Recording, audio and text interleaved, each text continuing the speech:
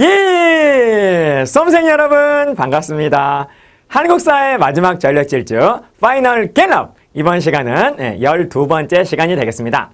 이번 제12강부터 제13강까지 두 개의 강에 걸쳐서 우리는 조선 후기를 깔끔하게 점검을 해보도록 하겠습니다. 이번 제12강에서는 조선 후기의 정치의 대부분을 공부하겠습니다.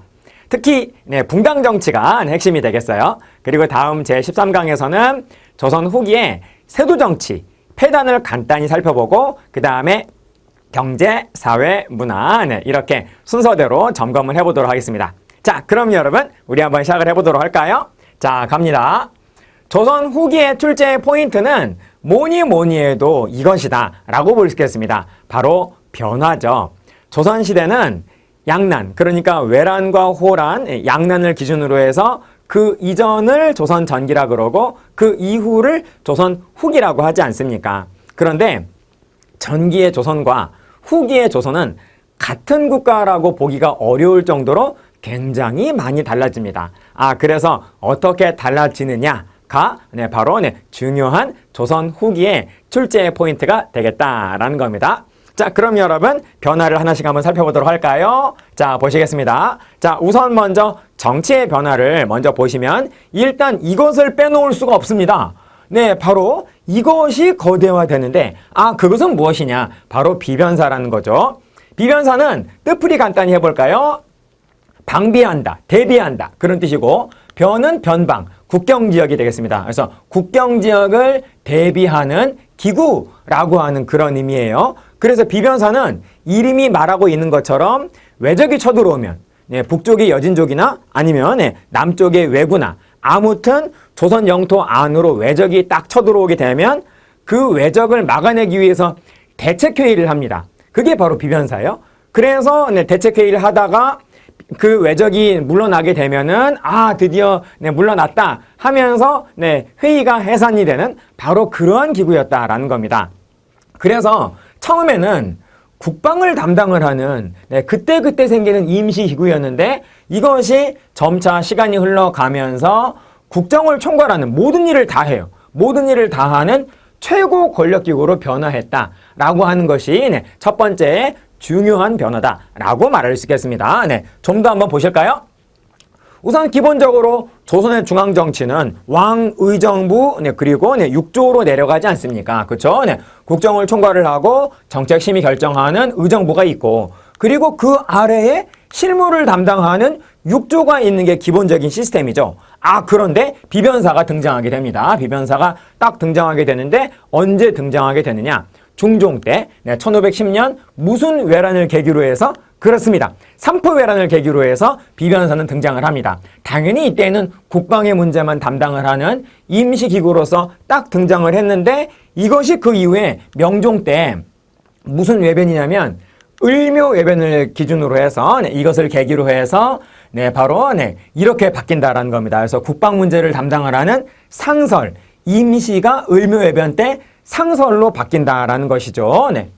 하도 자주 쳐들어오니까 그래서 상설로 바뀐다라는 겁니다. 그리고 그 다음에 임진왜란, 정의재란까지 합쳐가지고 7년간의 전란 동안에 어떻게 바뀌느냐? 바로 이렇게 모든 것을 다 담당을 하는 이러한 기구로 바뀌게 된다라는 겁니다. 여러분, 국정을 총괄하는 상설기구는 원래 의정부죠. 그런데 의정부에 바로 이러한 기능을 누르면서 비변사가 거대화된다라는 겁니다. 그래서 이 의정부 육조로 내려가는 기본적인 그 정치 시스템은 마비가 되고 비변사가 모든 거를 다 하는 이러한 구조로 가게 된다라는 거죠. 그래서 비변사가 이렇게 거대화되는 만큼 의정부와 육조는 작아지면서 위축이 되면서 이렇게 약화가 되고 그리고 왕 또한 특별한 일이 없는 한 이 비변사의 결정을 따를 수밖에 없는 그래서 왕도 약화가 되면서 바로 이러한 모습을 보이게 되는 것이 바로 조선 후기의 첫 번째 중대한 변화다라고 볼 수 있겠습니다. 기억해 주시고요. 자, 그 다음 갈까요, 여러분? 자, 이번에는 군사제도의 변화를 보도록 하시겠습니다. 자, 우선 중앙군의 변화인데요. 여러분, 조선 전기의 중앙군도 5개의 군대고 그리고 조선 후기의 중앙군도 5개의 군대죠. 그런데 차이점이 있습니다. 조선 전기의 5개의 군대는 한 명의 왕이 한꺼번에 만들고, 누구죠, 여러분? 세조죠, 세조. 네. 그리고 조선 후기의 5개의 군대는 필요에 따라서 하나씩 네, 추가가 된다라고 하는 그런 차이점이 있다라는 겁니다. 자, 보시겠습니다, 여러분. 자, 여러분, 조선 전기의 5개의 군대는 세조가 만든 뭐죠, 여러분? 오이였죠. 그런데 이것이 후기로 가게 되면서 5개의 군대는 네, 맞는데 이름이 오군영으로 바뀌게 되면서 네, 이게 여러분 어느 순서로 이제 생기게 되냐면 하나씩 우선 선조 때 임진왜란 중입니다. 임진왜란 중에 삼수병, 포수, 사수, 살수라고 하는 이 세 종류의 군인들을 그 왜군과 싸우기 위해서는 얼른 육성을 해야 할 필요가 있었어요. 그래서 이들을 훈련시키는 기구가 바로 네, 중앙군의 첫 번째다라는 겁니다. 그게 바로 무슨 도감이냐면 훈련을 시키는 도감이다라고 해서 훈련도감이라고 했죠. 이것이 바로 네, 첫 번째 군대가 되는 것이고, 그 다음에 세 개는 모두 인조대입니다. 모두 인조대. 네, 다 네, 인조대 만들어졌는데 시기는 다릅니다. 인조반정 직후에 무슨 청이 만들어지게 되냐면 어영청이 만들어지게 되고, 이것이 이제 효종대로 가게 되면은 북벌의 중심군영으로 변신을 하게 되죠. 네, 자, 그 다음엔 1624년, 네, 이괄에 난 그 직후에, 네, 바로, 네, 무슨 청이 만들어지게 되냐면, 그렇죠. 경기 북부를 방어하는 총용청이 또 만들어지게 되고, 네, 2년 후인 1626년에는 경기 남부를 방어하는, 네, 무슨 청이 만들어지게 되냐면, 수호청이 만들어지게 되고, 마지막으로 숙종 때, 네, 바로 5번째 군대인 금이영이 탄생하게 되면서 이렇게 5군영이 네, 다 만들어지는 데에는 무려 89년이라고 하는 굉장히 긴 시간 동안 필요에 따라서 하나씩 추가가 되는 그런 모습을 보인다라는 것입니다. 네. 자, 여러분, 네, 중앙군의 변화도 기억해 주시고, 그러면 이제 뭐 봐야겠어요? 지방군의 변화도 보셔야겠죠. 네. 자, 지방군은 역시 임진왜란 중에 왜군을 그 방어하는 데에는 군인을 5인 1조로 이렇게 묶는 것이 네, 최고다라고 하는 것을 알게 되어가지고요. 네, 바로 네, 소고군이라고 하는 네, 군대가 바로 창설이 되었습니다. 5명을 하나로 묶은 거예요. 그래서 5사람을 네, 하나로 결속시킨 군대다라고 해서 소고군이 바로 임진왜란 중에 탄생을 했다라는 겁니다. 당연히 선조 때가 되겠고요. 네, 그래서 평상시에는 네, 상업에 종사하고 군포만 납부하고 있다가 유사시에 동원이 되는 바로 이와 같은 네, 군대의 성격을 가지게 된다라는 것입니다. 자, 여러분, 이것이 바로 네, 군사제도의 변화가 되겠고, 또 수치체제의 변화도 네, 빼놓을 수가 없습니다. 네, 한번 보시도록 하시겠어요? 네. 자, 우선 여러분, 네. 당연히 여러분 전기 땐 이랬는데 후기로 가면 이렇게 된다라는 거를 여러분 잘 잡아주셔야겠죠. 네. 우선 수치체제에서 바로 네, 전세의 변화, 즉, 네, 전세, 즉 조세를 걷는 방법이 변화했다라는 겁니다. 어떻게 달라졌냐 보시겠습니다. 우선 여러분 조선 전기에는 네, 다펌 손실법이라고 하는 주먹구구식 방법을 세종대왕께서 체계화하지 않습니까? 여러분 그게 바로 뭐죠? 1444년 공법이다라는 겁니다.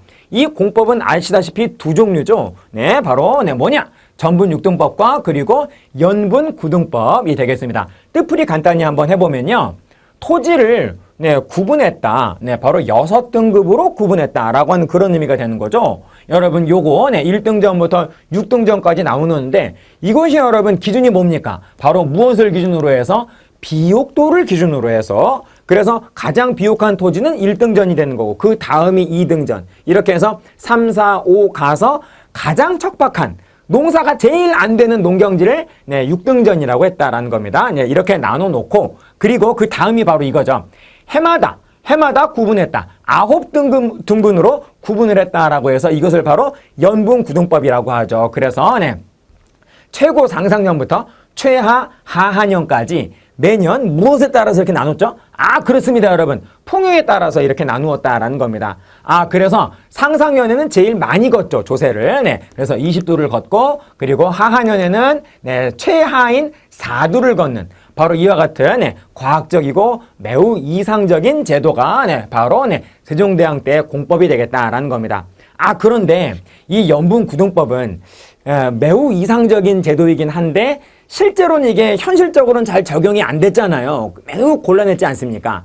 그래서 편법적으로 그냥 관례적으로 그냥 최하에 해당하는 조세인 네, 4두 또 어떤 지역은 또 농사가 조금 잘 되는 지역은 6두 이런 식으로 그냥 풍요에 관계없이 그냥 매번 그렇게 걷고 있었는데 바로 이와 같은 관례를 그냥 조선 후기에 아예 그냥 법제화해버리죠. 합법화를 해버리지 않습니까? 여러분 그걸 뭐라 그러죠? 네, 풍요에 관계없이 어느 지역은 매년 4두 어느 지역은 매년 6두라고 해서 매년 일정하게 영원히 정했다라고 해서 바로 이와 같은 제도를 여러분 무슨 법이라 그럽니까? 영원히 정했다라고 해서 이것을 바로 영정법이라 그러죠. 그리고 여러분 영정법은 언제 나왔느냐? 바로 1635년 병자호란 1년 전이죠. 그러므로 여러분 이것은 여러분 어느 왕 때다? 인조 때다라는 거를 기억하도록 해주십시오. 자, 그래서 여러분 이것이 조세 공납역 가운데에서 첫 번째인 전세의 변화가 되겠다라는 겁니다. 자, 다음 보실까요? 자, 이번엔 여러분 당연히 공납의 변화를 보셔야겠죠. 그래서 조선 전기엔 이랬습니다. 폐단 여러분 기억나십니까? 자, 이 공납의 가장 중요한 폐단, 가장 일반적인 폐단이 바로 뭐였죠, 여러분? 방납이라고 하는 폐단이 있었다라는 겁니다. 그래서 백성들을 굉장히 괴롭혔는데 이거 해결하기 위해서 조선 후기에 바로 어떤 제도가 나왔느냐? 바로 광해군 때 제도가 나왔죠. 제도가. 자, 여러분 이 제도는 이제는 지역마다 곡물을 징수하지 않고 특산물 물건으로 징수하지 않고 뭐로 징수하느냐? 바로 이런 것들이죠. 쌀, 배, 무명, 동전과 같은 이런 것들로 징수를 하게 되는데 여러분 쌀, 배, 무명, 동전은 모두 돈의 기능을 하지 않습니까? 그래서 바로 이 제도는 한마디로 특산물 대신에 그냥 모든 지역에서 다 그냥 돈으로 징수하는 방법이었다. 그렇게 여러분 이해하시면 되겠습니다. 물론 여러분 쌀이 기본이고요. 1결당 12두를 거뒀죠. 12두. 그리고 배, 무명, 동전은 예외가 되긴 했습니다만은 다 돈이다라고 말할 수 있겠다라는 겁니다. 자, 이와 같은 특산물 대신 돈으로 걷는 새로운 제도를 우리는 뭐라 그런다? 무슨 법? 대동법이라고 한다라는 겁니다. 다 돈으로 거두니까 크게 하나 되자라고 하는 그런 의미에서 대동법이라고 하는 바로 이와 같은 제도가 나오게 되는 거죠. 그리고 이 대동법을 실시하기 위해서 새로이 창설이 된 기구는 선해청이다라고 하는 것도 여러분 기억해 주시고요. 자, 아무튼 여러분 이 대동법 시행의 결과 누가 등장한다? 특산물마다 그것을 이제 국가로부터 돈을 받고 납품을 하는 납품업자가 새로이 등장하지 않습니까? 여러분 그 납품업자를 무슨 인이라고 그러죠? 그렇죠. 공인이라고 하죠. 공인이 등장했다라고 하는 거 하나 하고 그리고 각 지역별로 상품 화폐 경제가 발달했다라고 하는 거 다시 한번 여러분 기억해 주시고요. 자, 여러분 이제 우리 자, 이번에는 군역의 변화를 한번 가보도록 하겠습니다. 중종 때 1541년에 바로 군적 수포제라고 하는 제도가 등장을 하죠. 이 군적 수포제는 군포를 1년에 몇 필 거뒀냐면 2필씩 거뒀습니다. 그런데 이게 너무나 가혹해서 이것을 여러분 바로 백성을 사랑하신 영조 임금께서 1750년에 군포 1년 2필을 몇 필로 줄여주죠? 이렇게 1필로 줄여지게 된다는 겁니다. 자, 여러분 이 제도를 뭐라 그러냐면 바로 균역법이라고 하지요. 자, 그래서 군포와 관련된 재정 수입은 보시는 것처럼 정확히 반으로 줄죠. 그래서 이거를 보충하기 위한 그런 어떤 방안들이 나오게 되는데 그게 뭐냐? 바로 결작이다라는 겁니다. 바로 1결당 2두씩 1결당 2두씩 걷는 결작이 새로 등장하고 또 선무군관포 선무군관이라고 하는 좀 부유한 사람한테 바로 이 칭호를 명예칭호를 주면서 역시 또 1년에 1필을 걷는 이러한 새로운 제도가 등장하게 되고요. 자, 그리고 어장세, 염세, 선박세와 같은 것들은 그 전까지는 왕실의 비용으로 쓰이고 있었는데 바로 왕실이 바로 이 어장세, 염세, 선박세라고 하는 바로 이쪽의 그 왕실의 비용을 바로 균역법 시행에 따른 부족분 보충의 용도로 용도 전환을 하게 되었다라는 겁니다. 자, 이런 것들이 바로 균역법 시행에 따른 부족분 보충 방안이다라고 볼 수 있겠다라는 것이죠. 자, 그럼 여러분 수치의 변화도 이 정도로 좀 마무리를 하고요. 자, 그럼 여러분 붕당 정치 이거로 한번 가보도록 하겠습니다. 이 흐름만 여러분 이제 어느 정도 이 붕당 정치에 대해서 알고 있다라고 하는 전제하에 처음부터 끝까지 한번 깔끔하게 마지막으로 한번 훑어보는 그런 용도로 쌤이 한번 말씀을 한번 드려보도록 하겠습니다. 자, 그럼 여러분 한번 시작을 해보도록 할까요? 여러분, 사림은 성종 때 처음으로 중앙정치에 등장을 해가지고 성종 다음인 연산군 때부터 명종에 걸치면서 굉장히 많은 상황을 통해서 계속 피해를 입고 바로 훈구들한테 위축이 되어 있었잖아요.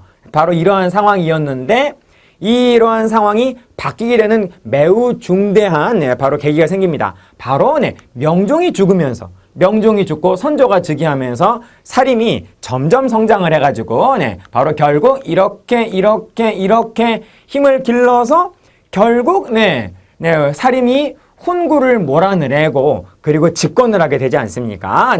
자, 그래서 사림이 집권을 하게 되는 계기는 바로 명종 사망 선조 즉위다라는 겁니다. 그래서 사림이 이제 새로운 챔피언이 되는데 세계사 공통이에요. 언제나 도전자가 챔피언이 되기 전까지는 그 세력들이 챔피언이 되기 위해서 똘똘 뭉쳐 있다가 그 다음에 자기들이 챔피언이 되고 나면 그 다음에 어떻게 되죠? 그 안에서 내부 분열이 일어나가지고 또 자기들끼리 그 안에서 막 싸우지 않습니까? 사림 또한 그랬다라는 겁니다. 그래서 사림은 원래 하나였는데 그 권력을 잡은 그 다음부터 이렇게 내부 분열이 되는 거죠. 그래서 일단 양분이 되어가지고 바로 서인과 동인으로 나누어지게 됩니다. 그래서 동인은 이제 김효원을 따르는 무리, 그리고 서인은 심의겸을 따르는 무리, 이런 식으로 나눠지게 되고 당시 김효원의 집이 경복궁 동쪽에 있었어요. 그래서 김효원을 따르는 무리는 다 경복궁 동쪽에, 궁궐 동쪽에 모여서 동쪽에 있는 사람들이라고 해서 동인이라고 하고, 또 심의겸네 집은 또 이때 궁궐 서쪽에 있었습니다. 그래서 서쪽에 모이는 사람들이다라고 해서 서인이라고 하는 그런 이름을 가지게 되죠. 자, 이렇게 둘로 나뉘게 되어진 바로 이와 같은 사건을 바로 뭐라 그러냐면 1575년은 육식갑자로 의례년입니다. 그래서 바로 이렇게 의례년에 이렇게 붕당들이 나누어져서 논쟁을 벌이게 되었다라고 해서 이것을 바로 의례당론이라고 부르죠. 그리고 말씀드린 것처럼 이런 서인, 동인과 같은, 그리고 그 이후에 등장하게 되는 북인, 남인, 또 노론, 소론과 같은 이러한 각각의 파벌들을 우리는 뭐라고 부르냐면 붕당이라고 부르게 되지요. 그래서 이것이 바로 붕당 정치의 시작이다 라고 말을 할 수가 있겠다라는 겁니다. 자, 계속 보도록 하실까요? 자, 이렇게 해서 이제 파벌이 나눠지게 되고 그 다음부터 이제 싸우게 되는데요. 보시면 이 서인들이 1589년 정여립 사건을 계기로 해서 동인을 아주 강하게 공격을 하죠. 서인의 영수였던 송강정철이 바로 정여립 사건을 계기로 해서 동인을 굉장히 많이 1300명 이상을 숙청을 하게 되는 그런 어떤 사건을 일으키게 됩니다. 그래서 이때 서인이 동인을 숙청을 하는 바로 그러면서 권력을 잡는 이 사건을 뭐라 그러냐면요. 이게 육식가짜로 기축년입니다. 그래서 기축년에 동인들이 감옥에 굉장히 많이 들어간 사건이다라고 해서 바로 이 사건을 우리는 뭐라 그러냐면 기축옥사라고 하죠. 그래서 서인들이 권력을 딱 잡았는데 이 서인의 집권은 불과 2년밖에 못 가죠. 어떻게 됐느냐? 2년 후에 서인이 권력을 잃고 동인이 다시 권력을 잡게 되는데 그게 바로 뭐냐면 세자를 세우는 논의. 여러분 그거 세 글자로 뭐라 그러죠? 건조의 사건을 계기로 해서 당시 서인의 영수였던 송강정철이 선조의 노여움을 사서 유배를 가게 되면서 이때 서인이 함께 이렇게 위축이 되고 동인이 집권하게 되었습니다. 그런데 여러분 동인이 권력을 딱 잡으니까 2년 전에 동인 쪽 사람들이 1300명이나 넘게 죽었잖아요. 당연히 여러분 보복할 생각을 하겠죠. 그래서 이 보복하는 그런 어떤 논의를 하게 되는 과정에서 바로 이 보복의 서인에 대한 보복의 수위를 놓고 동인이 둘로 나누게 됩니다. 지난번에 당했던 만큼 갚아주자 라고 하는 매우 과격한 동인과 그리고 우리까지 그러면 되느냐 적당히 봐주자라고 하는 온건한 동인으로 나눠지게 되고 이 과격한 동인을 우리는 뭐라고 부르게 되냐면 북인이라고 부르고 온건한 동인을 남인이라고 부르게 됩니다. 그래서 그 다음부터는 이제 동인이라고 하는 말 대신에 북인, 남인 이렇게 나누어진 이런 어떤 붕당의 이름을 쓰게 되지요. 아무튼 여러분 이때 북인과 남인의 가장 큰 경쟁의 대립은 무엇이었냐면 서인의 영수였던 송강정철을 죽일 것이냐 말 것이냐였다라는 겁니다. 그런데 이때 송강정철은 사약을 먹지 않고 처형을 당하지 않고 유배만 가요. 그러므로 이때에는 북인보다는 누가 좀 더 우세했다라고 말할 수 있냐면 남인이 좀 더 우세했다라고 말할 수 있겠다라는 겁니다. 자, 그랬는데 여러분 임진왜란이 몇 년이죠? 1592년이죠. 그래서 이 상태에서 바로 1년 후에 뭔 일이 발생한다? 임진왜란이 발생을 한다라는 겁니다. 자, 그래서 상황이 또 바뀌게 되는데 이 임진왜란을 계기로 해서 남인은 권력을 잃습니다. 남인은 위축이 돼요. 당시 집권붕당이었던 남인은 임진왜란이라고 하는 전쟁을 미리 사전에 막아내지 못했죠. 그리고 임진왜란, 이 정유재란까지 합쳐서 7년간의 이 전쟁 중에도 전쟁 수행 능력이 남인은 별로였다라는 겁니다. 그래서 전쟁 끝난 다음에 남인들은 그냥 찌그러지고요. 그리고 조식의 제자였던 이 북인들은, 조식은 실천을 굉장히 강조한 성리학자였잖아요. 그래서 바로 이 북인들이 임진왜란 중에 가장 많이 의병장을 배출을 했습니다. 그래서 이 북인들이 바로 전쟁 영웅이 되어가지고 바로 그 여파로 이 임진왜란 이후에 북인이 권력을 잡게 되죠. 그리고 당시 조선 왕실에서 이 임진왜란 중에 가장 많이 활약을 했던 인물은 왕이었던 선조가 아니라 바로 세자였던 광해군, 왕자 광해군이었다라는 겁니다. 그래서 광해군과 북인은 이미 임진왜란 중에 이 전략회의를 함께하는 일종의 전우의 관계였다라는 거죠. 그래서 여러분 이미 임진왜란 중에 광해군과 북인은 연합관계가 생기고요. 그리고 선조가 1608년에 사망하게 되자 당시 북인의 추대를 받아서, 구체적으로는 대북의 추대를 받아서 바로 광해군이 바로 즉위하게 되었습니다. 그래서 여러분 바로 이제 광해군은 왕이고, 그리고 북인은 집권 여당이 되는 거죠. 이 집권 여당인 북인과 그리고 광해군은 임진왜란이 끝났으니까, 전란이 끝났으니까 그 위축이 된 이 국력을 다시 회복하기 위한 그런 어떤 노력을 하겠죠. 그거를 뭐라 그러냐면 전후복구 사업. 그리고 이때 후금이 점점 강성해져가지고 후금을 건드리면은 전후복구 사업은 또 실패하게 되니까 후금을 건드리지 않고, 그리고 명나라하고도 친하고 후금하고도 친한 일종의 양다리 외교를 바로 현명하게 적절하게 구사하죠. 그거를 바로 중립외교라고 하지 않습니까? 그래서 전후복구 사업을 위해서 중립외교를 적절하게 바로 이렇게 조선의 대외정책으로 하면서 현명하게 처신하고 있었는데, 근데 여러분 당시 야당이었던 서인은 바로 여당인 북인의 중립외교에 대해서는 굉장히 강하게 반발하지 않습니까?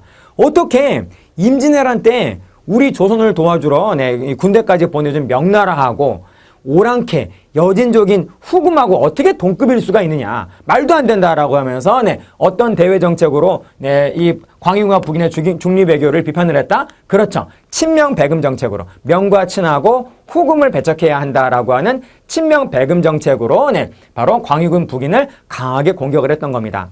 그리고 당시 성리학적 명분론에 바로 이렇게 경도되어 있었던 조선의 많은 사림들은 이쪽보다는 이쪽을 좀 더 지지했어요. 그래서 서인들의 힘이 점점 더 커져가지고 결국 1623년에 바로 이 서인들이 바로 광해군이 있던 창덕궁으로 쳐들어가서 광해군을 몰아내지 않습니까? 여러분, 우리 그거 뭐라 그러죠? 그렇습니다. 인조반정이라고 하죠. 그래서 바로 서인들이 인조반정을 일으켜서 바로 광해군과 북인을 없애버리게 되는 거죠. 그래서 더 이상 이 광해군과 북인은 정치 무대에선 더 이상 나오지 않습니다. 그래서 조선이 끝날 때까지 북인은 정치에선 더 이상 없어요. 자, 그래서 이 구조로 가게 된다라는 겁니다. 그러면서 이 서인들이 선조의 손자였던 능양군을 새로운 왕으로 추대하지 않습니까? 그분이 바로 인조가 되지요. 그래서 인조와 서인은 자신들이 이 야당일 때부터 일관되게 주장해오던 이 친명배금 정책을 바로 조선의 대외 정책으로 표방을 하게 되자 명나라는 좋았겠지만 여러분 누구를 자극하게 돼요?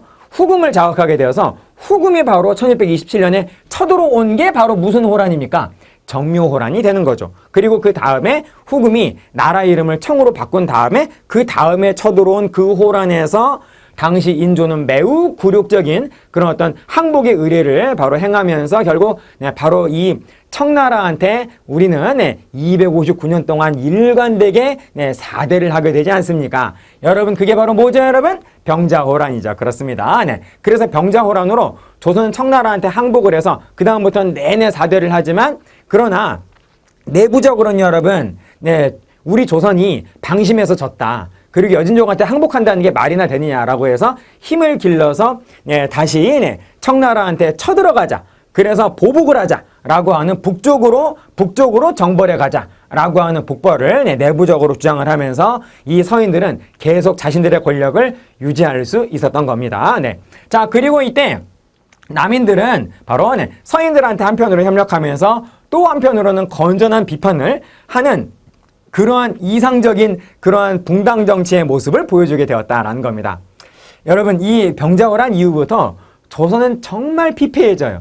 정말 이루 말할 수 없이 점점 더 힘들어지게 되는데 그런데 붕당 정치라고 하는 측면에서만큼은 가장 이상적인 그런 어떤 붕당 정치의 모습을 보여주었던 시대가 바로 이 시대가 되겠다라는 겁니다.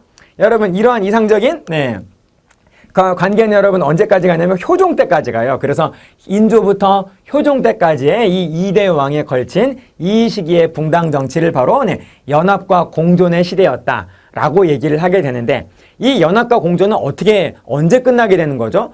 누가 죽으면서? 그렇습니다 여러분. 효종이 사망하면서 연합과 공존은 끝나고 둘은 갈라지게 되면서 그 다음부터 정말 치열하게 싸우게 되는 거죠. 그 다음부터 정말 치열한 논쟁을 벌이게 되는데 무엇을 가지고 논쟁을 벌이게 되냐면 예법을 가지고서 쟁송한다라고 해서 예송이라고 하죠. 이것을. 그래서 두 번의 예송이 일어나게 됩니다. 효종이 사망했을 때 인조의 왕비로서 아주 어린 나이에 인조의 왕비가 됐어요. 그래서 사실은 효종보다 5살이나 어렸습니다. 그래서 왕비가 딱 되고 나서 보니까 자기보다 5살 나이가 많은 오빠 이 오빠이니 바로 이 효종이 자기의 이제 아들이 되죠. 그래서 효종의 계모가 되는 바로 자이대비는 이때 살아 있었다라는 겁니다. 그래서 효종이 죽고 이제 자기의 아들이 바로 이 효종을 기리면서 이 자이대비가 상복을 입는 기간을 어떻게 해야 되느냐를 놓고 바로 서인이 바로 이와 같은 예법을 가지고서 서인과 남인이 서로 상반된 기간을 주장을 하면서 아주 치열한 논쟁을 벌였다라는 겁니다. 이것이 바로 첫 번째 예송이 되는 거죠. 자, 그래서 이때 서인은 1년을 주장을 하고 그리고 남인은 3년을 주장을 했는데 바로 이러한 그 예법과 관련된 바로 이러한 쟁송이 바로 1659년에 있었고요. 그리고 이것이 바로 60갑자로 기해년입니다. 그래서 기해년에 일어난 예송이다라고 해서 이것을 바로 기해예송이라 그러고 이것이 여러분 처음이니까 1차 예송이 되겠다라는 겁니다. 그런데 여러분 이 1차 기해예송에서는 어느 쪽의 주장이 채택이 되냐면 그렇습니다 여러분. 서인 쪽의 1년설 1주년 기자예요. 그래서 기년설이라고도 합니다. 이 기년설이 채택이 되면서 결국 결과적으로는 누가 승리했다라고 볼 수 있냐면 서인이 승리했다라고 말할 수 있겠죠. 그래서 당시 남인의 이 기예송에서 남인을 이끌던 허목 그리고 윤선도는 이렇게 되었다라는 겁니다. 그래서 서인이 권력을 잡게 되었는데 그런데 여러분 그 이후에 15년 후에 예송이 다시 한번 일어나게 됩니다. 이번엔 누가 죽냐면요. 현종의 어머니이자 동시에 효종의 아내이기도 한 인선왕후가 사망했습니다. 이 인선왕후도 자이대비보다는 나이가 많았어요. 사실 이 효종보다 인선왕후가 1살 더 많거든요. 그래서 자기보다 6살 어린 자이대비는 여전히 살아있어가지고 이번에도 며느리인 인선왕후가 죽었으니까 이 인선왕후를 기리면서 자이대비가 상복을 얼만큼 입어야 되느냐를 놓고 또 치열한 두 번째 논쟁을 전개했다라는 겁니다.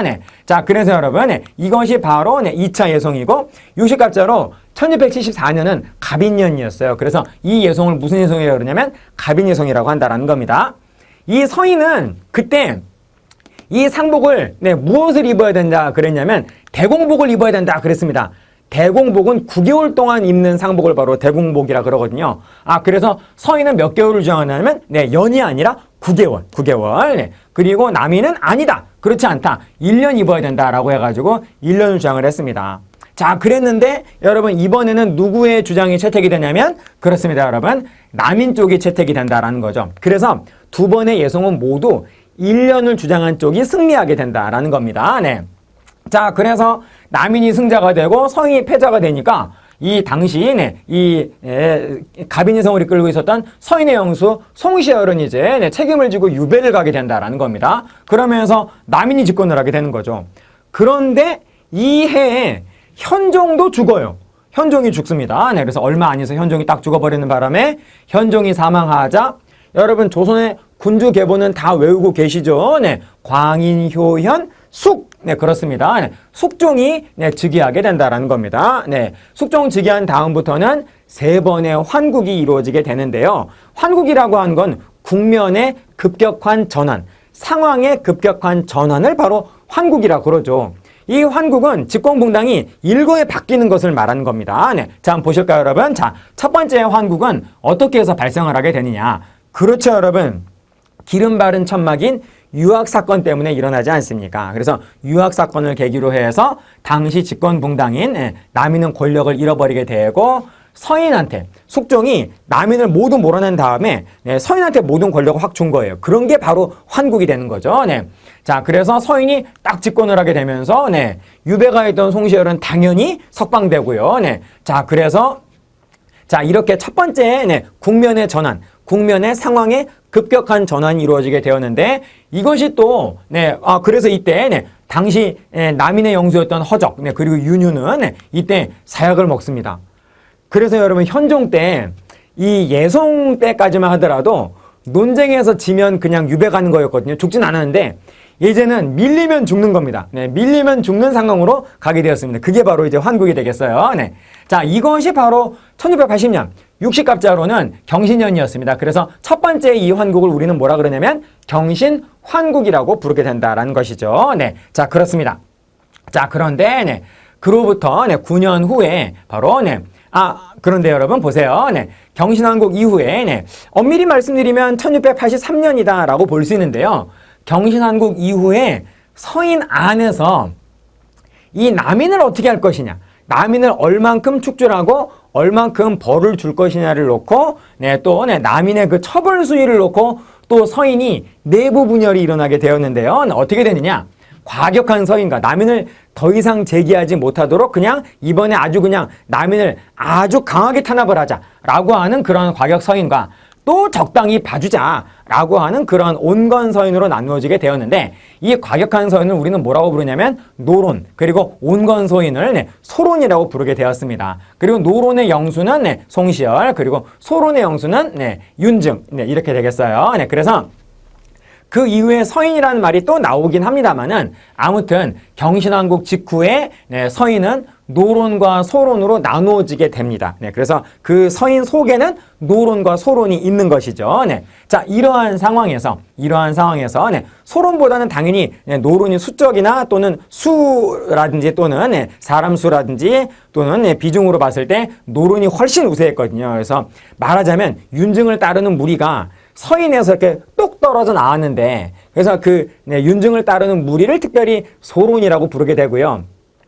윤증은 송시열의 수제자였는데 이 사제간의 반목으로 인해서 윤증은 이제 송시열한테 반기를 들면서 똑 떨어져 나오게 됩니다. 그러니까 여러분 송시열보다 윤증을 따르는 무리가 훨씬 어렵겠죠. 그래서 소론이라고 하고 그리고 원래 서인의 몸통에 해당하는 사람들은 다 뭐라고 부르게 되냐면 노론이라고 부르게 된다라는 겁니다. 자, 이렇게 되었었는데요. 자, 그런데 여러분 경신왕국 9년 후인 1689년에 두 번째 환국이 발생을 하게 됩니다. 자, 그런데 여러분 이 환국이 발생하기 1년 전에 바로 숙종은 내내 아들이 없었거든요. 그래서 왕한테 자기의 후사를 이을 후계자인 왕자가 태어나지 않는다라는 건 굉장한 스트레스였거든요. 그런데 그토록 기다리던 왕자가 1688년에 딱 태어난 겁니다. 그리고 더욱더 기뻤던 것은 당시 숙종이 사랑하던 소희 장씨와 사이에서 왕자가 처음으로 딱 출산을 했어요. 그래서 너무 기뻤던 숙종은 이 왕자를 태어나자마자 예비 세자인 원자로 딱 책봉을 해버리게 된다라는 겁니다. 네. 그런데 여러분, 소희 장씨는 숙종의 후궁이고요. 당시 중전마마는 인현왕후였습니다. 그러니까 숙종의 바로 왕비는 바로 인현왕후였고, 인현왕후는 노론을 대표하는 여성이었죠. 인현왕후 민씨는. 그리고 소희 장씨는 어느 붕당의 여성이었냐면 남인의 여성이었다라는 겁니다. 자, 그래서 후궁소생의 바로 이 원자가 딱 태어났는데, 바로 태어났는데 원자로 책봉이 되니까 당연히 여러분 어느 쪽은 와 했을까요? 드디어 우리의 세상이 오나보다 라고 하면서 남이는 브라보 했을 것이고, 이쪽은 조상이 났겠죠. 그래서 여러분 바로 이 노론의 송시열은 바로 여기에 대해서 아주 강하게 비판하면서 반대했다라는 겁니다. 그 반대의 가장 중요한 근거는 여러분, 소희 장씨는 숙종의 정비가 아니라 후궁이기 때문에 여기서 태어난 아들은 서자죠. 그러므로 서자를 보위를 이을 예비 세자인 원자로 책봉한 것은 잘못이다라고 하면서, 그러니까 여러분 한마디로 서자니까 안 된다라고 했다라는 겁니다. 그래서 숙종이 여기에 대해서 굉장히 강하게 반발을 하면서 바로 이 원자를 적자로 만들어버리게 되는 거죠. 여러분 어떻게 만드냐면 잘 보세요. 여러분, 일단 숙종은 반대하던 노론을 아주 강하게 탄압을 합니다. 축출을 하면서 남인을 매우 강하게 지원을 해요. 그래서 남인 집권을 하게 되고, 당시 중전마마였던 인현왕후를 바로 폐위시켜버립니다. 그래서 친정으로 보내버려요. 그래서 중전마마의 자리를 공석으로 만들어 놓고, 그 다음에 소희 장씨를 바로 소희 장씨를 중전마마로 새로이 앉힌다라는 겁니다. 그래서 바로 이 중전 장씨가 된 바로 이분이 숙종의 정비가 되는 거죠. 그래서 그와 동시에 자동적으로 그 소희 숙종과 중전 장씨의 소생인 아들은 당연히 여러분 적통자, 왕위의 적통을 이은 적자가 된다라는 겁니다. 그래서 이때 원자는 바로 적자가 돼버리는 거죠. 그리고 그 직후에 바로 또 세자가 되기도 합니다. 자, 그래서 바로 이렇게 갑자기 또 붕당이 확 바뀌게 되고, 그리고 끝까지 반대하던 우암송시열은 바로 이때 사약을 먹게 된다는 겁니다. 그래서 여러분 이와 같은 두 번째 환국이 육시갑자로 이게 기사년에 있었어요. 그래서 이것을 뭐라 그러냐면 기사환국이라고 우리는 부른다라는 겁니다. 자, 그래서 남인의 세상이 열렸는데 이게 또 5년 만에 또 금방 바뀌게 됩니다. 그래서 세 번째 환국으로 가게 된다라는 거죠. 5년 만에 이 서로 사랑하던 이 숙종과 중전 장씨 사이에서 이제 권태기가 와요. 그래서 이제 사랑하는 관계가 아니라 이제 완전 앙숙지간이 된다는 겁니다. 자, 그래서 이제 숙종은 중전 장씨를 멀리하고 미워하게 됩니다.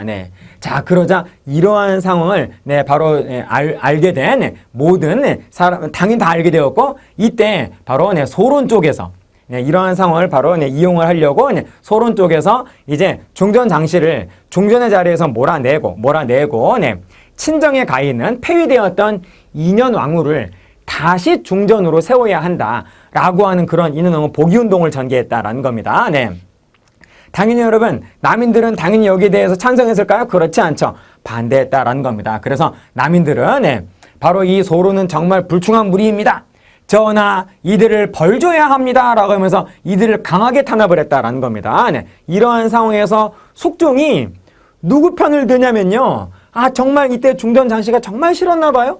숙종은 여러분 아니야 그러면서 소론 너희들 말이 맞아 라고 했다라는 겁니다. 바로 이것 때문에 바로 직권분당이 바뀌게 돼요.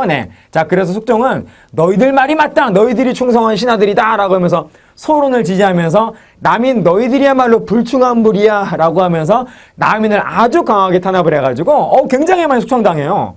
그러면서 남인은 자동적으로 권력을 잃고, 그리고 숙종이 바로 소론을 기특하다 하면서 소론을 바로 전폭적으로 지원을 하면서 이때 바로 소론이 집권을 하게 됩니다. 그러면서 이 소론의 주장이었던 인현왕후 복위가 성공을 해가지고 중전 장씨를 이때 중전 자리에서 몰아내고 희빈으로 강등시켜갖고 중전의 자리를 공석으로 딱 만들어 놓고, 그 다음에 폐위되었던 인현왕후를 그래서 희빈 장씨가 되는 거죠.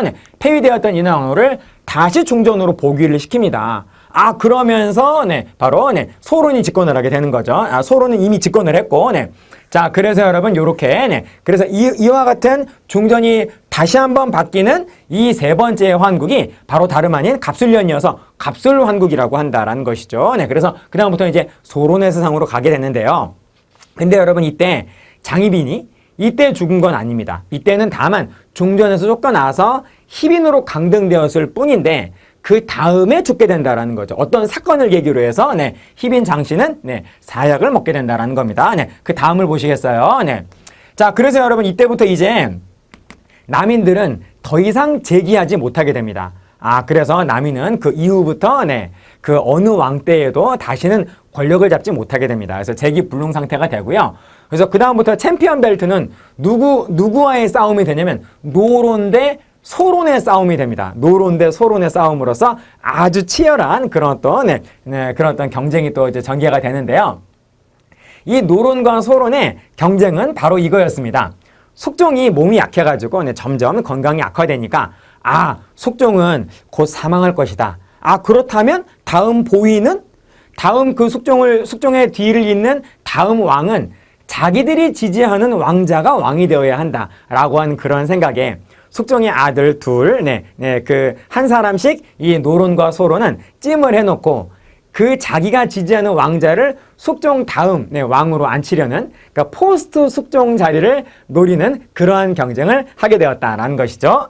자, 소론은 여러분 이 당시 희빈 장씨의 소생인 바로 왕자 세자 윤을 계속 지지하고 있었고요. 그리고 노론은 인현왕후의 무술이었던 숙빈 최씨와의 그 숙종과 사이에서 태어난 바로 연인군을 바로 지지하게 됩니다. 네. 자, 그래서 이제는 지지하는 왕자를 가지고서 이제 좀 더 이제 경쟁이 이제 막 일어나게 되는 바로 그 상황에 결론적으로 먼저 말씀드리면 이 두 명의 왕자는 모두 왕이 됩니다. 광인, 효현, 숙경영. 숙경영이 되는데 순서 보시겠어요? 네. 자, 일단 여러분, 소론이 권력을 잃고 노론이 권력을 잡게 되는 사건으로 이제 가게 되는데, 자, 그게 뭐냐면 1701년에 인현왕후가 31살이라는 매우 젊은 나이로 원인 모를 병으로 죽습니다. 아, 지금으로서는 여러분 충분히 병명을 알 수도 있었겠지만은 인현왕후가 갑자기 이렇게 원인 모를 병으로 젊은 나이에 죽어버린다라는 겁니다. 인현왕후의 사망을 바로 노론은 자기들이 재기할 수 있는, 자기들이 권력을 잡을 수 있는 새로운 어떤 기회로 삼은 거죠. 노론이 뭐라 그러냐면요. 아, 인현왕후가 죽은 거는 장희빈 때문이다 그러는 겁니다. 왜 장희빈 때문에 인현왕후가 죽었느냐? 당시 이 희빈 장씨는 취선당이라는 건물에서 기거하고 있었는데요. 이 희빈 장씨가 취선당에다가 그 신당을 차려놓고 죽으라고 무당의 저주를 계속 해가지고 결국 그 저주 때문에 인현왕후가 죽었다. 아, 그러므로 인현왕후가 사망한 원인은 바로 장희빈한테 있다. 아, 그러므로 장희빈한테 사약을 내려야 한다라는 그런 주장을 했다라는 겁니다. 여기에 대해서 바로 소론은 희빈 장씨를 정말로 좋아하지는 않았던 것 같습니다. 아, 그러나 여러분 자기들이 지지하는 세자의 생모 아니겠어요. 아, 그래서 세자의 생모를 죽게 놔둘 수는 없었기 때문에 바로 이 소론은 희빈 장씨를 죽이면 안 됩니다 라고 하면서 보호하는 그런 입장이었습니다. 그래서 노론은 장희빈 죽이자, 소론은 장희빈 죽이면 안 된다 하면서 맞서고 있었는데 이때 숙종이 누구 편을 들냐면요.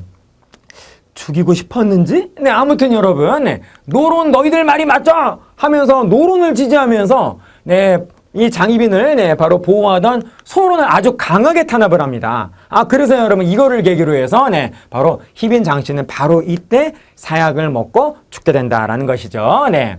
자, 그러면서 이거를 계기로 해서 소론은 바로 위축이 되고 그리고 노론이 이제 득세를 하게 된다라는 거죠. 집권을 하게 됩니다. 바로 이러한 사건을 우리는 뭐라 그러냐면 1701년은 육식갑자로 바로 신사년이에요. 그래서 역시 또 붕당이 바뀌었기 때문에 집권붕당이 바뀌었기 때문에 이것을 또 신사환국이라고도 하고요. 또 무당의 저주, 무당의 저주, 무고 때문에 일어난 옥사다라고 해서 이것을 또 무고의 옥이라고도 부른다라는 겁니다. 네. 자, 기억해 주세요, 여러분. 희빈 장씨가 사망한 것은 중전 자리에서 쫓겨난 갑술 환국 때문이 아니고 무엇 때문이다? 네, 무고의옥, 신사환국으로 죽은 것이다 라는 겁니다. 그래서 그 무고의옥 이후부터 노론이 계속 집권을 하게 돼요. 숙종 죽을 때까지. 네. 자, 그래서 노론이 숙종이 죽는 1720년까지 20년 동안 계속 노론이 집권을 해 가면서 그 누구도 함부로 할 수 없는 아주 강력한 붕당이 됩니다. 그러니까 일종의 공룡과도 같은 내공과 함께 아주 심오한 내공과 함께 몸집도 아주 비대해지는 그런 최대 붕당이 되어간다라는 거죠. 네. 자, 그렇습니다. 자, 그렇고 그러한 상황에서 드디어 숙종이 1720년에 사망하게 돼요. 그래서 노론 때문에 늘 위태로웠던 이 세자가 내내 세자의 자리를 위태위태하게 계속 지키고 있었어요. 그리고 대리청정 중이었는데 바로 이 세자가 숙종 사망하면서 숙종이 사망할 때도 세자였습니다. 그래서 결국 숙종 사망하면서 바로 왕이 됩니다. 이분이 바로 누구냐? 광인효연 숙경이죠. 경종이 즉위하게 됩니다. 그러니까 갑자기 상황이 바뀌게 되는 거죠. 여러분, 경종은 누가 내내 지지했었죠? 소론이 지지했었죠. 그러므로 소론이 갑자기 유리해지게 되면서 바로 경종 즉위한 바로 다음 해부터 노론을 아주 강하게 소론이 탄압을 하게 되는데 그래서 이때 노론의 4대신, 노론의 가장 대표적인 4명의 대신 김창집, 조태채, 이명, 이건명이라고 하는 이 4명의 대신을 모두 처형을 하면서 굉장히 강한 탄압을 하게 된다는 겁니다.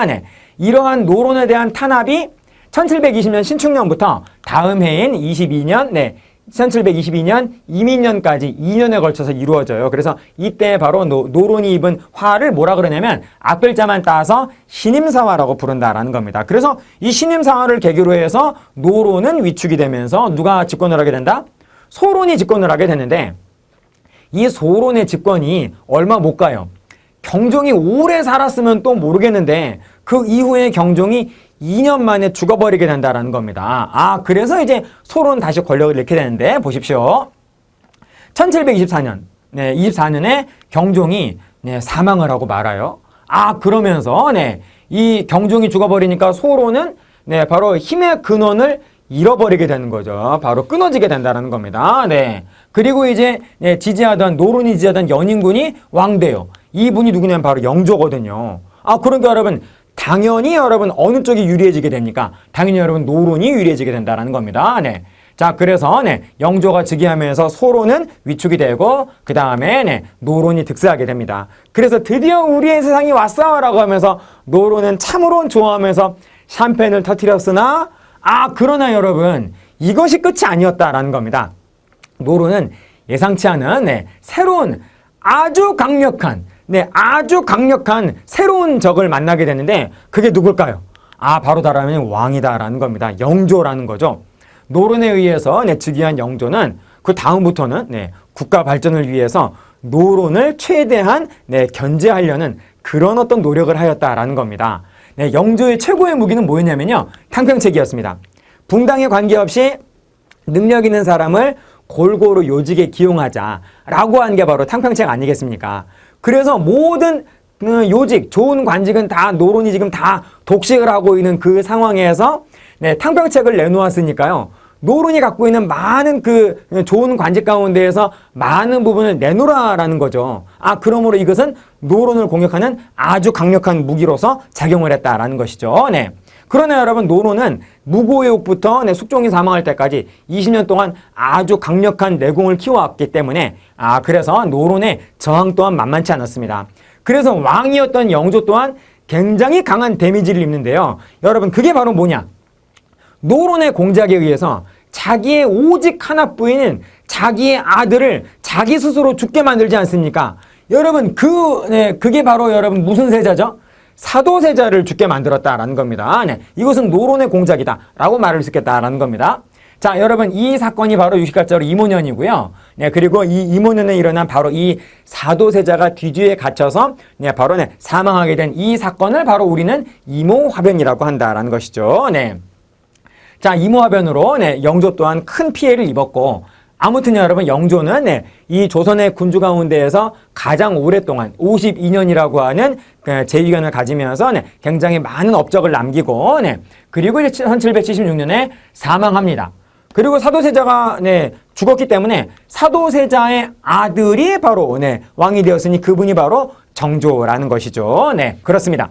자, 그래서 정조가 즉위한 다음부터 어찌 보면 그 영조 말부터 영조 제2 말부터 바로 이 당시의 붕당 정치는 새로운 국면을 맞이하게 되는데 기존의 전통적인 그 붕당의 개념은 그렇게 큰 의미가 없어집니다.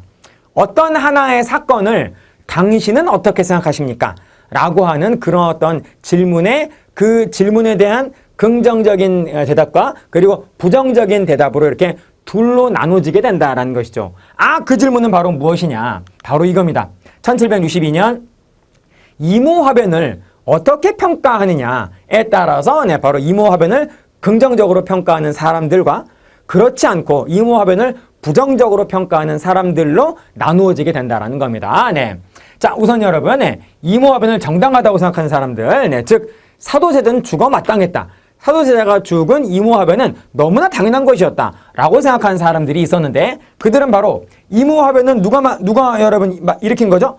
노론이 일으킨 거죠. 그래서 이 노론은 거의 대부분 정당했다라고 했습니다. 그리고 또 한편으로는 이모화변과는 관련이 없는 사람들은 당연히 사도세자를 죽음으로까지 이르게 만든 그것은 지나쳤다라고 하면서 이모화변에 대해서 문제점이 많다라고 봤겠죠. 자, 그래서 이모화변을 긍정적으로 평가한 사람들은 거의 대부분 노론이었어요. 그러니까 노론의 대부분은 다 이모화변을 긍정적으로 평가한 사람들이었습니다. 이게 바로 하나의 파벌을 이루고 그리고 이모화변을 부정적으로 평가하는 잘못되었다고 생각하는 매우 극소수의 노론과 그리고 이모화변과 관련이 없었던 소론하고 남이는 모두 부당하다라고 보았습니다. 그래서 이들은 또 하나의 파벌을 이루었다라는 겁니다. 그래서 이모화변은 긍정적으로 평가하는 사람들은 무슨 파라고 하게 되냐면 벽파라고 하게 돼요. 이들의 구성원은 대부분 노론이기 때문에 노론벽파 이렇게 붙여서 이렇게 부릅니다. 그리고 이모화변은 잘못되었다라고 생각하는 사람들은 바로 시파라고 부르게 된다라는 거죠. 당연히 여러분 정조는 누구랑 연합을 했냐면 시파와 바로 연합정권을 구성을 해서 바로 이들과 정치를 함께 하면서 전국을 운영을 하면서 벽파를 누르고 그리고 벽파 인물들을 최대한 포섭하려고 하는 시파 쪽으로 포섭하려는 그런 노력을 하면서 전국을 운영해 나간 겁니다. 이렇게 여러분 이해할 수 있겠습니다. 자, 그런데 정조가 1800년에 사망하거든요. 1800년에 사망을 하면서 정조의 나이 어린 아들 순조가 11살로 즉위합니다. 그래서 그리고 그 다음에 헌종 8살. 그리고 철종. 철종은 당시 이제 20세의 나이였는데 당시 철종 역시 왕이 계승 수업을 받아본 적이 없는 왕이었어요. 그래서 어리고 왕이 계승 수업을 받지 못해서 이 3명의 왕은 모두 왕의 기능을 제대로 못했다라는 겁니다. 그러자 이들의 외척이 장인이나 외조부와 같은 사람들이 이 왕들을 대신해서 세도를 부리면서 권력을 독점을 하게 되지요. 자, 그래서 이렇게 순조, 헌종, 철종에 이르는 3대 기간 동안에 어떻게 되느냐?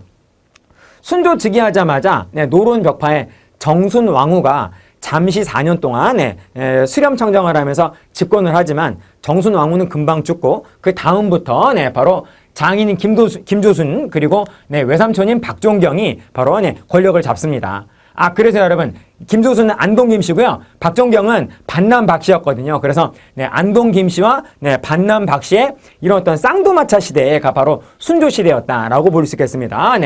자, 그리고 헌종 때에는 헌종의 외할아버지인 조만영, 풍양조씨. 그래서 풍양조씨의 시대였다라고 볼 수 있겠고요. 그리고 철종 때에는 장인 김문근, 또 안동 김씨입니다. 그래서 바로 이와 같은 안동 김씨, 또 반남 박씨, 풍양조씨와 같은 특정 가문이 세도를 부리면서 국가를 바로 그 전개한 바로 이와 같은 이 3대 63년에 이 시기를 바로 뭐라 그러냐면 노론의 특정 가문이 집권을 한 이 시기를 바로 세도정치라고 한다라는 것이죠. 이 세도정치의 패단은 다음 강의에서 우리 이제 제13강에서 보도록 하고요. 그리고 일단 우리 이 강 마지막 부분에서는 일단 영조와 정조 때 어떤 업적들이 있는가 그거를 이제 마지막으로 한번 확인을 하도록 하겠습니다. 자, 그럼 여러분 탕평정치 영조부터 보도록 하시겠어요. 자, 여러분 영조는 붕당을 없애자라는 왕의 생각에 찬성하는 바로 신하들 이들을 여러분 무슨 파라 그럽니까? 탕평파라고 하죠. 그래서 이 탕평파를 중심으로 전국을 운영을 했어요. 그래서 붕당을 따지지 않고 그냥 하나가 되려는 그런 어떤 시도를 했기 때문에 바로 이때 영조가 전개한 탕평책은 완만하다라고 해서 완롱탕평이라고 하지요. 그렇습니다. 자, 그리고 영조는 1742년에 성균관 입구에다가 아예 탕평비라고 하는 비석도 건립을 하지요. 다음 보시겠습니다. 붕당의 근거지인 서원을 정리하고 그리고 바로 이와 같은 전랑, 당시 아주 강력한 인사권을 바로 이렇게 행사하고 있었던 이 전랑들이 횡포를 부리면서 당시 붕당 정치를 주도해 나갔던 겁니다. 그래서 이들의 권한을 제한을 하는 바로 이와 같은 노력을 했고요.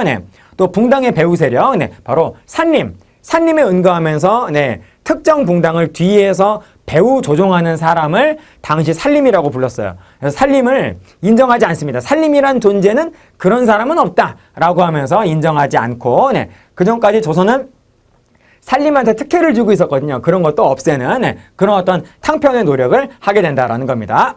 다음 보시면 영조의 개혁정치 보시겠습니다. 민생을 안정시키기 위해서 군포 2필을 1필로 줄여준 여러 무슨 법을 시행했다?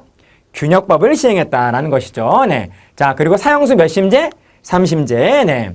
이것은 여러분 비슷한 것이 세종대왕도 있죠. 그런데 세종대왕은 의금부가 꼭 들어가지 않습니까? 세종대왕의 3심제는 금부 삼복법이라고 하지요. 그렇습니다. 자, 그 다음 노비 신부는 모친을 따른다라고 해서 노비 종모법 실시하고요. 자, 그리고 무엇을 바로 부활을 시킨다? 그렇죠, 여러분. 신문고는 태종 이방원 때 시작이 되고 실시가 되고 연산군 때 폐지가 되었다가 영조가 부활을 하지요. 다음 경국대전은 이 세조 때 만들기 시작을 해서 성종 때 완성을 하는데 시대가 많이 바뀌어가지고 바로 이 경국대전은 속편이다라고 해서 무슨 대전을 편찬을 한다? 영조는 속대전을 편찬을 한다라는 것입니다. 또 준천사를 설치를 해서 바로 청계천 준설 사업을 하는 바로 이와 같은 민생을 위한 노력을 또 전개한 왕이 바로 영조였다라고 볼 수 있겠다라는 겁니다. 자, 그 다음에 여러분 정조 보실까요? 우선 정조의 탕평책 어느 붕당의 말이 옳은지를 끝까지 바로 명백히 가리려고 하는 매우 준엄한 탕평이다라고 해서 정조의 탕평은 준론탕평이라고 하죠. 영조의 탕평은 바로 완론탕평이라고 그러고 정조의 탕평은 준론탕평이라고 한다. 자, 그리고 왕실 도서관, 순수한 도서관이 아니라 이 도서관을 중심으로 해서 개혁을 추구하죠. 그래서 개혁 중심기구였던 바로 규장각을 설치하고요. 그리고 바로 1777년 이게 정유년입니다. 이 정유년의 절목 규칙을 발표하는데 그 규칙을 바로 정유절목이라고 그러고 이 정유절목의 핵심은 서얼의 차별을 완화한다라는 것이었습니다. 서얼 허통이라고도 말할 수 있겠죠. 자, 그래서 2년 후인 1779년에 서얼 출신을 규장각의 무순관, 검서관, 책을 검사한다라고 해서 검서관인데 말하자면 도서관에 바로 사서, 라이브러리안이라고 말할 수 있는데요. 당시 규장각이 최고 핵심국이었기 때문에 이 규장각의 검서관이 바로 그냥 단순한 사서는 결코 아니었다라는 겁니다. 정조와 함께 개혁 정치를 추구하는 바로 그런 핵심적인 바로 직책을 갖는 관리가 바로 이들이었다라는 거죠. 이들을 바로 서울 출신을 기용을 했다라는 거죠. 능력 있는 이덕무, 또 유득공, 또 박재가, 서인수와 같은 이러한 인물들이 모두 이때 규장각 검서관에 등용이 된 서울 출신의 인재들이었다라는 겁니다. 자, 그 다음 보실까요? 젊고 유능한 관리를 규장각에서 교육하는 초기의 문신제. 자, 그리고 이 규장각 바깥에 여러분 규장각은 당시 전궁의 기능을 하고 있었던 창덕궁에 있었죠. 그런데 이 규장각의 분관을 어떤 섬에다가 설치합니다. 바로 강화도에 외 규장각을 또 설치한다라는 것이죠. 자, 그 다음 보실까요? 국왕의 친위부대로서 장룡령을 또 설치를 해서 왕권을 강화하기 위해서 노력하고요. 자, 그리고 경국대전과 속대전을 집대성했다라고 해서 대전들을 바로 이렇게 집대성했다라고 해서 대전 통편을 편찬을 하고, 자, 그리고 여러분 시전, 이 시전은 시장에 있는 가게라는 그런 뜻이죠. 이 시전은 허가받은 점포입니다. 그래서 네, 국가로부터 허가를 받고 네, 건물을 빌려서 국가에 네, 계속 세금을 내는 그러한 점포가 되겠습니다. 그렇다면 여러분, 세금을 안 내는 무허가 점포도 뭐 예나 지금이나 네, 어디에나 어느 시대나 다 있었겠죠. 그러한 무허가 점포는 뭐라고 불렀냐면 난잡한 가게라고 해서 난전이라고 했다라는 겁니다. 이들은 세금을 안 내고 이들은 세금을 내요, 국가에. 당연히 여러분 누구를 보호해줘야 되냐면 국가 차원에선 이 시전을 보호해줄 필요가 있었겠죠. 그래서 네, 시전들한테 특혜를 주었는데 이 난전이 보이면, 눈에 띄면 이들을 몰아내고 네, 물리력으로 몰아내고 이들이 가지고 있었던 상품을 압수할 수 있는 권한을 주었습니다. 바로 그 권한을 뭐라 그랬냐면 시전상인들의 난전 단속권, 난전을 금할 수 있는 권리다라고 해서 이 권리를 바로 금난전권이라고 했습니다. 네. 그런데 이 금난전권이 점차 네, 이 악영향이 좀 컸어요. 경제에 악영향을 주는 부분이 커서 이 정조가 이 금난전권을 네, 바로 네, 폐지하게 되는데요. 시전상인들의 금난전권을 폐지하게 된다라는 겁니다. 그런데 여러분 여기서 주의하실 것은 이때 금난전권이 완전히 없어졌냐? 그건 아니다라는 겁니다. 네. 무엇은 남겨놨어요? 자, 바로 여러분, 네. 자, 이들을 제외한 시전상인들의 금난전권을 폐지했는데요. 시전 가운데에서 6종류의 뭐 종이나 또는 어물이나 네, 또 비단과 같은 이러한 6종류의 아주 중요한 물품을 취급하는 시전을 특별히 뭐라 그랬었죠? 유기전이라 그랬었죠. 그래서 유기전이 가지고 있는 금난전권은 놔두고 유기전이 아닌 유기전을 제외한 시전의 상인들이 가지고 있었던 금난전권을 폐지했다라는 겁니다. 그러니까 여전히 유기전은 금난전권을 보유하고 있는 중이죠. 네, 그렇습니다. 자, 아무튼 이러한 정책을 뭐라 그러냐면 1791년에 신해년에 두루두루 통하여 함께 하자라고 하는 그런 의미에서 바로 이러한 정책을 바로 신해 통공이라고 했다라는 겁니다. 그래서 더욱더 자유로운 상업활동을 장려했다라고 볼 수 있겠죠. 네, 그렇습니다. 자, 그리고 여러분 너무나 유명한 바로 18세기의 대표적인 건축물인 화성도 축조를 했었죠. 네. 자, 그리고 이것은 여러분 아시다시피 유네스코 지정 무슨 유산이다? 그렇습니다. 문화유산이 되었다라는 것입니다. 네. 네, 여러분. 네. 여기까지 하겠습니다. 자, 그래서 우리는 이번 제 12강에서 거의 대부분의 정치를 봤습니다. 네. 잘 한번 여러분 깔끔하게 복습해 주시기를 꼭 당부를 드리겠습니다. 여러분, 여기까지 하겠습니다. 마치겠습니다. 구독과 좋아요를 눌러주세요.